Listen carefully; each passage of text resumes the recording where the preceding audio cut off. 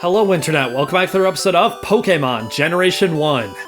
In the last episode, we explored the Cerulean Cave and caught the final Pokémon necessary to complete the Pokedex, Mewtwo. This time, we're going to be seeing pretty much everything there is to see in the Kanto region. That we haven't already seen, at least. We're going to start by showing the Pokedex. We already showed this in the last episode, but every single Pokemon that exists in the Kanto region at this time has been caught, including Mew.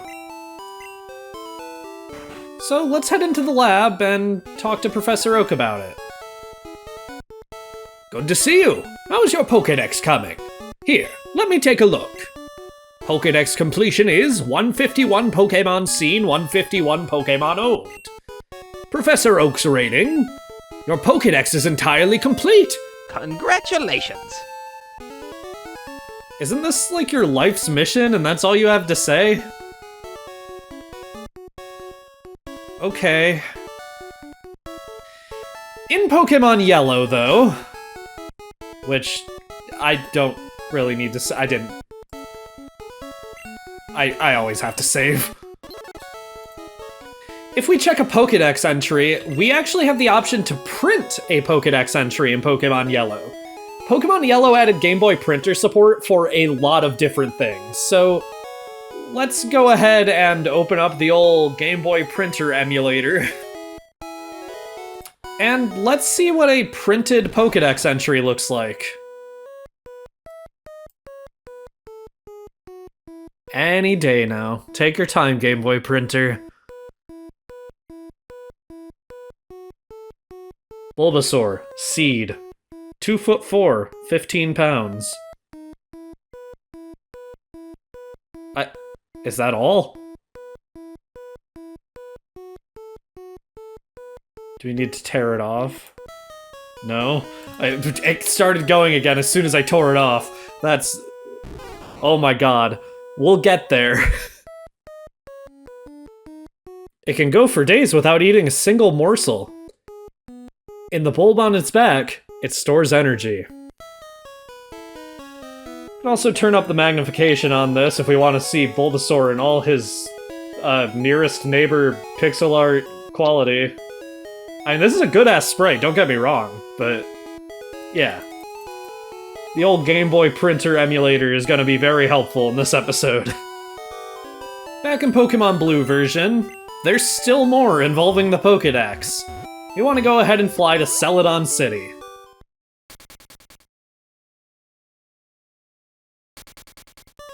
Way back in the day when we were exploring Celadon City, I say that like it was 100 years ago, but it was actually not that long ago, all things considered. We talked to the Game Freak staff here, and the director said to come talk to him after we filled up our Pokedex. That would be on the 3rd floor. So, let's do that. Wow, excellent! You completed your Pokedex! Congratulations! You will get to see this diploma.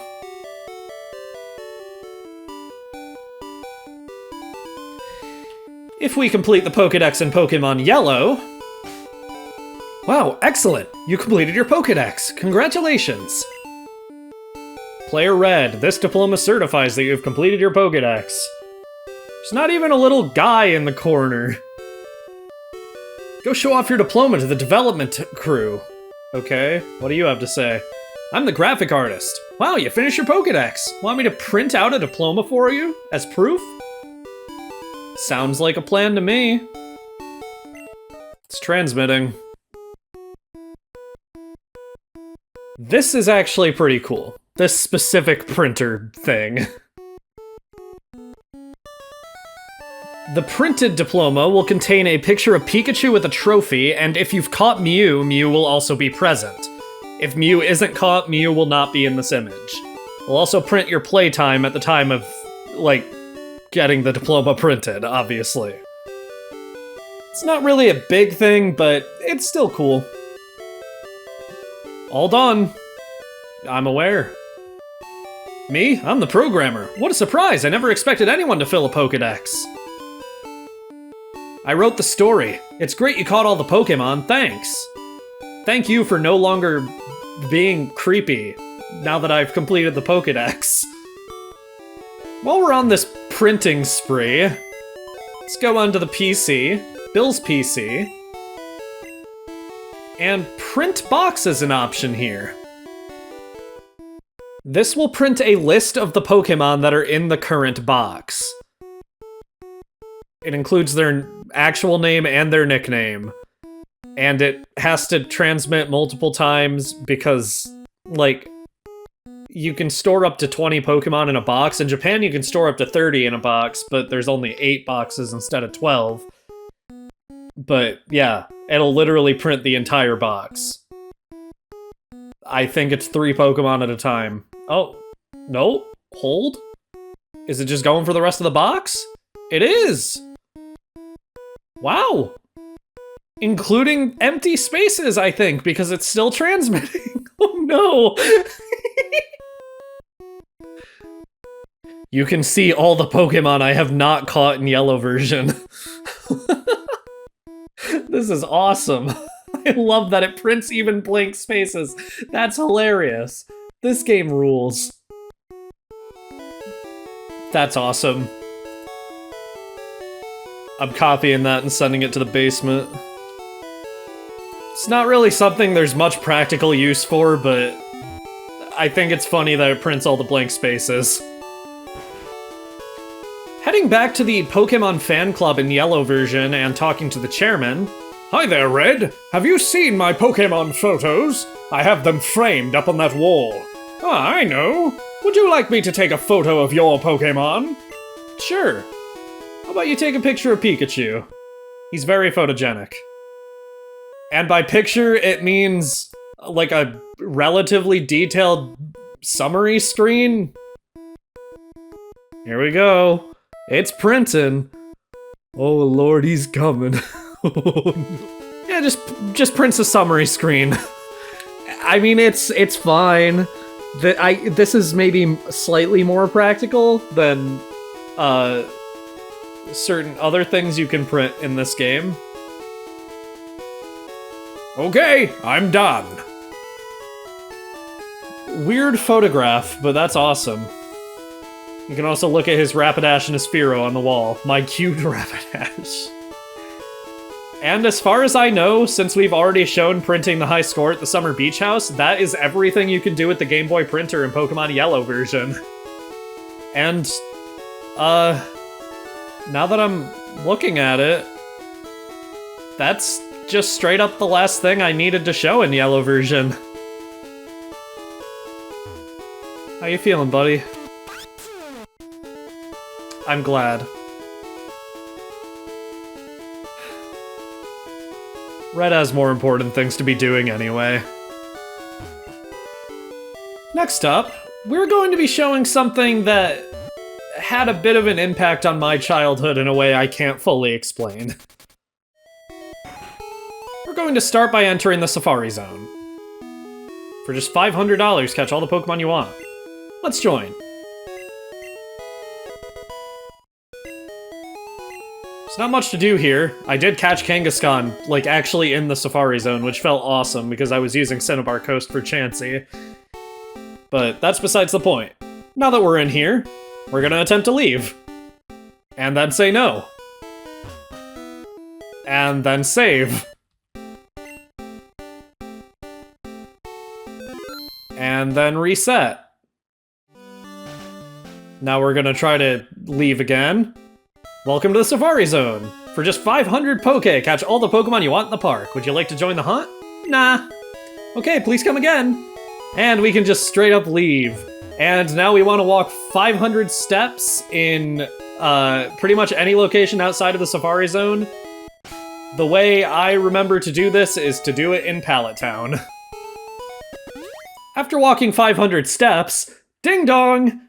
Time's up! Your Safari game is over. Did you get a good haul? Come again. This color palette's sure wrong. Well, let's leave. Nothing could possibly be weird about this. Welcome to Glitch City. So, the reason Glitch City happens is complicated, so bear with me. In Pokemon Red and Blue, doors and cave entrances are coded as warps that are placed on top of tiles. They specify two values, where the player should be warped and what warp the player should be sent to. Glitch City occurs because the player leaves the Safari Zone while the step timer is still running. When the steps run out, you are automatically warped to the Safari Zone gate regardless of whether or not you're actually in the Safari Zone. The reason you get sent to Glitch City upon exiting is because that door would normally warp you to warp number 4 in the last map the player was on, a la Fuchsia City.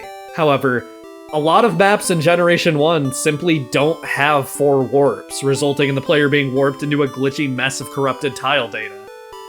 If the step counter runs out in an area where there are 4 warps, such as Lavender Town or Cinnabar Island, you'll simply be sent to whatever that map's warp number 4 is instead of Glitch City. I think that makes sense. That's what I got out of reading the Bulbapedia article, at least. And the only way to leave is to reset if you, and then, run out of time in the Safari Zone, or simply use Fly.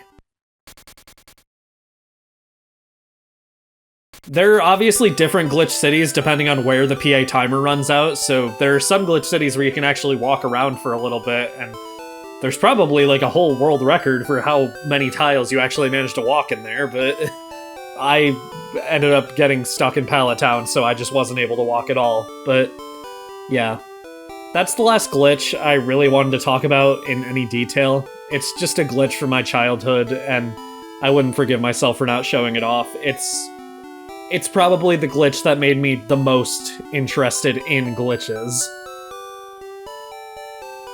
Now, I sorta lied.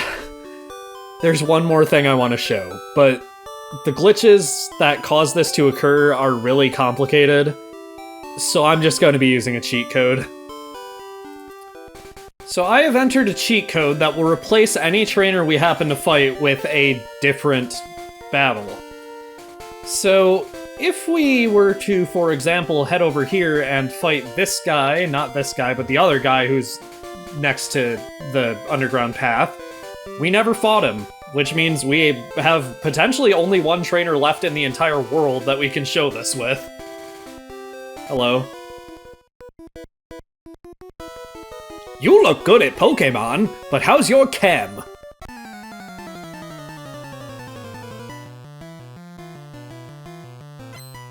Professor Oak wants to fight. This is an unused trainer. He has 3 potential rosters, including in Pokemon Yellow, so there is probably a cheat code that lets you do this. It's unknown where this battle was actually meant to be, but I like to believe this was originally going to be a bonus for completing the Pokedex. There's absolutely no evidence to support that, though. I love when Pokemon games allow you to battle the Professor. The first game to do this without glitches ended up being Pokemon X and Y, where you fight Professor Sycamore twice throughout the main story. But I get the feeling that if this battle was actually included in the final game, it would have become a much more regular feature in the series. Let's do this. Professor Oak wants to fight. And he's leading with Tauros. Level 66, normal type, known moves Takedown, Leer, Rage, and Tail Whip. That's a pretty high level, but it cannot touch Gengar, so you know what time it is. Sleep Powder. You could have just used Hypnosis, but Sleep Powder is more accurate, so it was strategic. Good job, Gaster. Okay, what's next?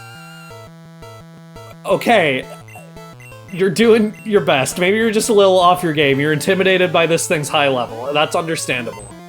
Conversion. So you're a normal type now, meaning this thing can actually hit you. I see the vision, Gaster. Metronome. Double Edge. I see you were going for the stab Double Edge Gambit. Truly impeccable strategy. Gaster is the most strategic user of Metronome in the world. I don't care who says what. Oh, Thrash? We're getting the stab Thrash too? Oh my god. He's cracked. He is goated. Oh my god! And he's still asleep! Gaster. And the critical hit to end it. Teaching Gaster Metronome is the best decision I have ever made. Gaster grows to level 52 from that too. That's just perfect. Okay. Executor is level 67, Grass Psychic type, known to move Stomp, Barrage, and Hypnosis. If you didn't notice, that is the exact same moveset as the one Blue used, or Aiden used when we fought them at Indigo Plateau. It can actually hit Gaster because of conversion. And we keep hitting ourselves because of Thrash causing confusion. Okay, you know what? That's fine. That was an excellent run against that Tauros. Lamp, I think you can handle this. Let's just go for Flamethrower, no need to get fancy with it. Not quite a knockout, but I don't think anything this can do will actually one-shot Lamp. Especially if Barrage isn't a crit, so... yeah, okay. Not risking the accuracy on Fire Spin, okay. That crit wasn't necessary, but great job, Lamp. Arcanine, level 68, Fire type, known moves Takedown, Ember, Roar, and Leer. Again, same moveset as Aiden's, so... well, it would be the same moveset as Aiden's if Aiden had used Arcanine. Let's just Body Slam. It's going for Roar. About as intimidating as you'd expect from a Gen 1 Arcanine. Takedown might actually do a lot. Yeah. I'm sort of just trying to get Paralysis with Body Slam, maybe? Keep going for Roar, please. You're doing me a favor. Missing with Leer. Awesome. Lamp, if you actually manage to take this thing out, that'll be impressive. It's paralyzed, so Lamp did it. Yeah, unless we got the miss with Body Slam, which we didn't. Hell yeah. Lamp grows to level 52 from that as well. Charizard, level 69, Fire Flying type, known moves Rage, Slash, Flamethrower, and Fire Spin. I was sort of hoping for him to have Blastoise, to have the one starter that Aiden and I didn't have, but the cheat code I used pretty much chooses his roster randomly. He could also have Blastoise at level 69, Water type, known to moves Bite, Withdraw, Skull Bash, and Hydro Pump. Or Venusaur, level 69, Grass Poison type, known to moves Razor Leaf, Growth, Sleep Powder, and Solar Beam. Okay, I don't... yeah, Slash, that's gonna knock out, I think. Level 69 is pretty high. That's fine, though. Okay.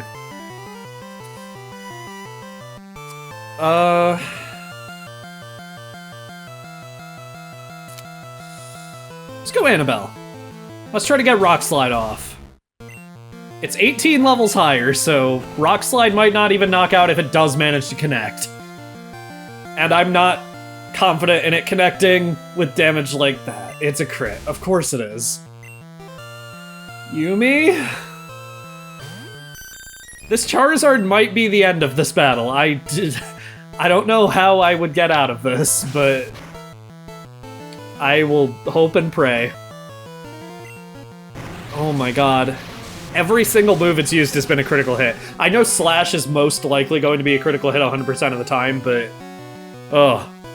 Yumi hitting right back. I love that. Okay, Charizard is down. Final Pokemon.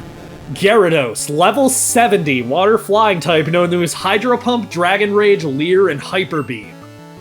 This thing is as powerful, well, as high-leveled as Mewtwo, not as powerful as Mewtwo. Missing with Hyper Beam is helpful. I want to try to get the freeze. Not missing the second time. Alright. This might be the end. If there is a trainer I'm okay with losing to, it is Professor Oak. So... Ryan? Try to get it with Blizzard? Ryan is faster. Stat experience has made more of a difference in some of these battles than I really thought it could. That's gonna knock out. That's 20 levels higher coming from like an 120 attack stat. Ryan, you are incredible. Must recharge. Okay. We just gotta do as much damage as we possibly can. We're going down this turn, we may as well do Hyper Beam. Not quite enough. It missed! It did not miss twice. Okay. We're down to Hiket, which, you know what? I wouldn't have it any other way. This is our final battle. So, Let's just go for Razor Leaf. We're faster. We win. I am so glad this battle was actually down to the wire. You do not see that often in Generation 1. Okay. Hikageru to level 54, very deservedly. Ow! Meltdown! He still uses the dialogue of whatever trainer he's replacing, which is very silly. Okay. With that, that's everything I wanted to talk about in the Game Boy games. I hope you've enjoyed Pokemon Red and Blue as much as I have. I really hope you loved the team I put together as much as I did. Ryan is currently in the box because I need to fly back to Pallet Town, but you know he's included too. I have grown to love Red and Blue more than I knew was really possible. I adore these games. And I adore all of the Pokemon I used as well. I don't know if I've ever gotten as attached to a team in a Let's Play as I did this one. Like, I love all these Pokemon so much, and it kind of hurts, because this is the last time we're going to be using them in this LP. I am looking forward to Stadium in the sense that I'm excited to show what makes different Pokemon so useful. But it is gonna hurt to say goodbye to the Pokemon we've used throughout this Let's Play up to this point, at least for a while. But that's all for the Game Boy games.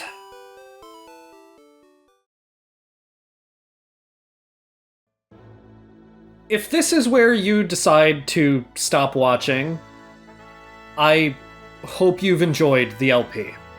Pokemon Red and Blue and Yellow mean a lot to me, but I'm excited to show off some of what makes Pokemon Stadium so special as well. Next time on Pokemon Generation 1, we begin Pokemon Stadium. See you guys then.